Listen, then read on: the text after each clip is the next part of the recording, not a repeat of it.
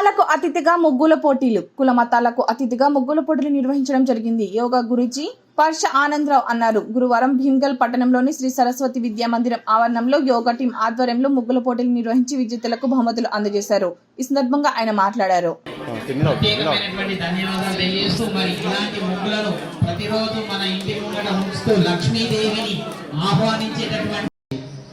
మాట్లాడవలసిందిగా మీ పేరు ఇవ్వవలసిందిగా కోరుతున్నాం.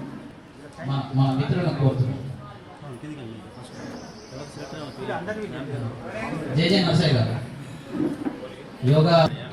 యోగా మిత్రులందరికీ, ఇక్కడ వచ్చిన పెద్దలందరికీ మూకుడు మీద ఉన్నారు ఇంకా